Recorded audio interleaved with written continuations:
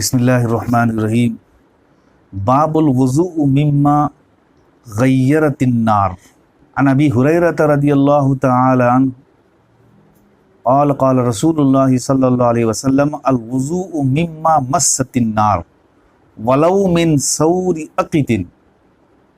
قال فقال له ابن عباس انتوضأ من الدهن انتوضأ من الحمیم؟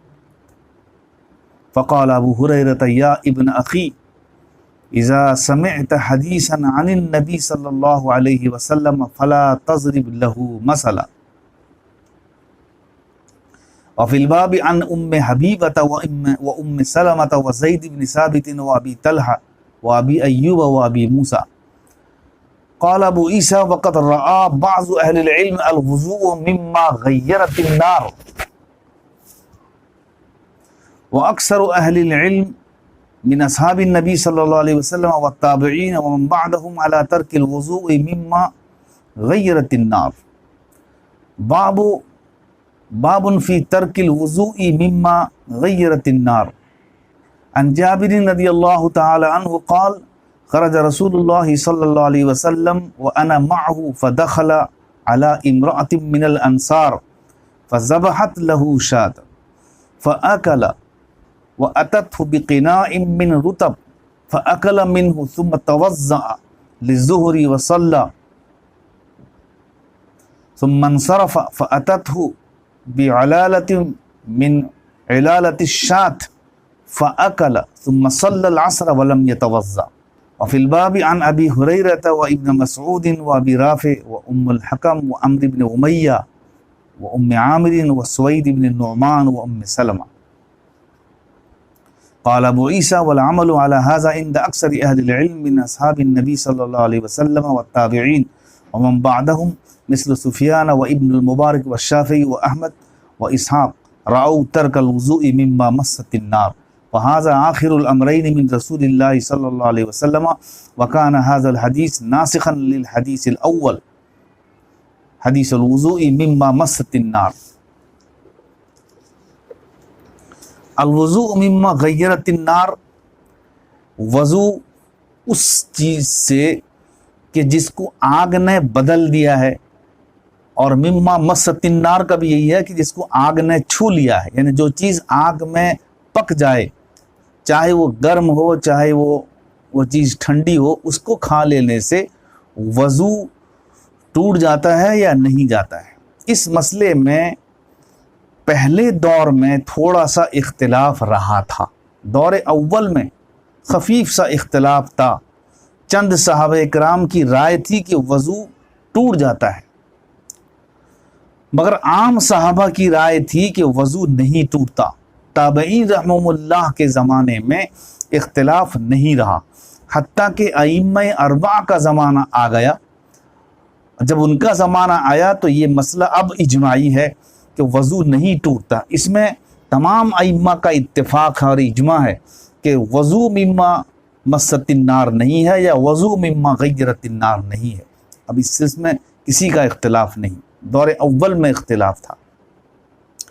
الوضوء مما مست النار ای الوضوء واجب من اکل ما مست النار، یا پھر یوں مانا جائے گا کہ من شرب ما مست النار، مگر پھر بھی یہ عبارت جو تشریح میں کی گئی ہے یہ جامع نہیں ہے، اس لیے اصل عبارت یوں ہونی چاہیے الوضوء واجب من مزاولت ما مست النار، جس کو آگ کا اثر پہنچا ہے اس چیز کے تعلق سے یا کھانے پینے وغیرہ سے وضو واجب ہوتا ہے۔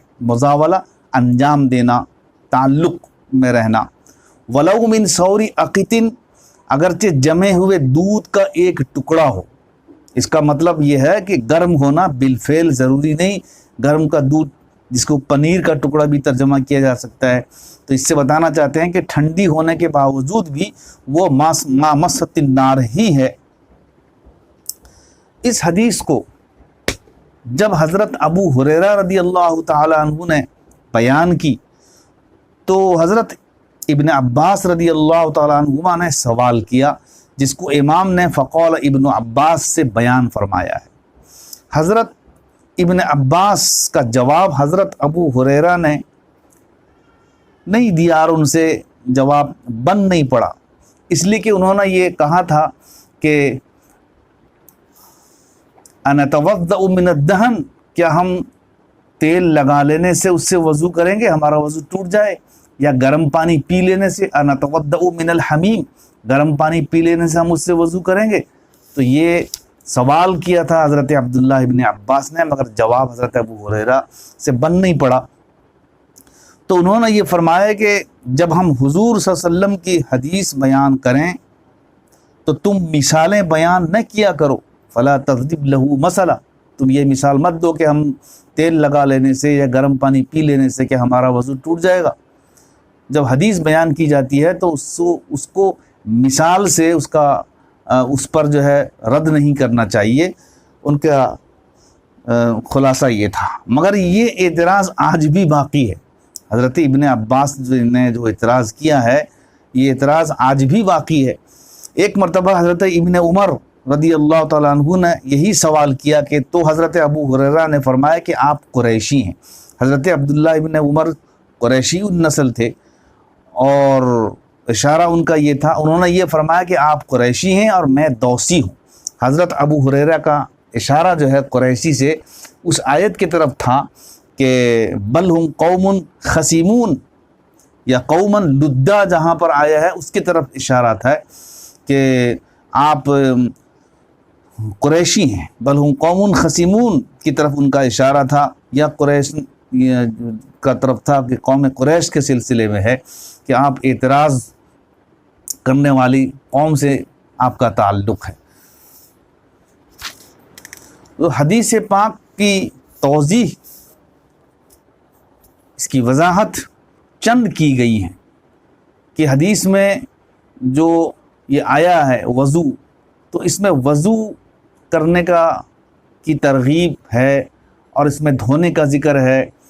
تو پہلی توضیح اس میں یہ کی گئی ہے کہ حدیث شریف میں وضو کرنے کا مسئلہ جو ہے یہ خواص کے لیے ہے، لیکن یہ توضیح درست نہیں معلوم ہوتی ہے۔ یہ توضیح جو ہے صحیح نہیں ہے کہ خواص کے لیے ہو اور عوام کے لیے نہ ہو۔ دوسری توضیح حدیث شریف کی یہ کی گئی ہے کہ وضو سے مراد وضو لغوی ہے، یعنی دھونا، جیسے کہ وضو ہے کہ فیہ الوضو جہاں پر آیا ہے، یا یہ ہے کہ من مس ذکرہ فلیتوضا، کہ جس نے اپنے ذکر کو چھویا تو وہ وضو کرے، تو وہاں جو ہے وضو لغوی مراد ہے، تو یہاں بھی ویسی لغوی یعنی دھونا مراد ہے۔ مطلب ہے کہ ایسی چیز کھائی گئی ہو جو بظاہر اس کے کھانے سے ہاتھ ملوث نہیں ہوتا ہے مگر پھر بھی دھو لے، یہ دوسری توضیح اس کی گئی ہے۔ کھانے سے قبل ہاتھ دھونا یہ سنت نہیں، بلکہ منہ میں اگر کچھ ہے تو منہ کا دھونا بھی سنت ہے، یعنی ہاتھ کا دھونا بھی اور منہ کا دھونا بھی سنت ہے۔ اور مشکاۃ شریف کے کتاب الاطعمہ میں یہ حدیث شریف ہے، یا اکراش ھذا وضوء مما مست النار، کہ آپ نے صلی اللہ علیہ وسلم ہاتھ منہ دھوتے وقت فرمایا کہ اے اکراش صحابی رسول ہیں، یہی ہے جب آپ ہاتھ منہ دھو رہے تھے تو فرمایا یہی ہے وضو مما مست النار۔ تیسری توضیح اس کی یہ کی گئی ہے کہ حضرت قتادہ رضی اللہ عنہ کا یہ قول ہے کہ من غسل فمہ فقط توضا، یہ ان کا قول ہے کہ جس نے اپنے فم کو، اپنے منہ کو دھویا تو اس نے وضو کیا، فقط توضا۔ یہاں ظاہر بات ہے کہ یہ وہی وضو ہے جو حدیث میں مذکور ہے۔ ان تینوں سے بات صاف ہو جاتی ہے کہ حدیث میں الوضو سے مراد وضو لغوی ہے۔ اور ایک توضیح اس میں یہ کی گئی ہے کہ حدیث شریف منسوخ ہے، اس کے لیے ناسخ موجود ہے۔ یہ توضیح صحابہ کے زمانہ ہی سے چلی آ رہی ہے۔ حضرت جابر رضی اللہ تعالیٰ عنہ کی ایک روایت اگلے باب میں آ رہی ہے، رخصت کے باب میں، جو بہت ہی مختصر ہے۔ ابو داؤد شریف میں اس سے بھی زیادہ مختصر ہے۔ عن جابرین رضی اللہ تعالیٰ عنہ قال کان آخر الامرین من رسول اللہ صلی اللہ علیہ وسلم ترک الوضوء مما غیرت النار۔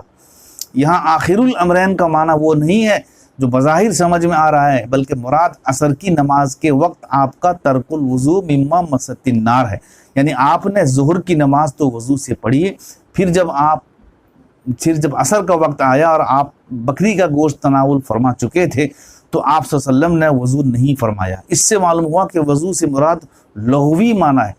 اس تقریر سے یہ معلوم ہوا کہ الوضو مما مست النار پہلے بھی نہیں تھا، مگر عام طور پر محدثین ناسخ منسوخ والی توضیح کرتے ہیں۔ واللہ عالم۔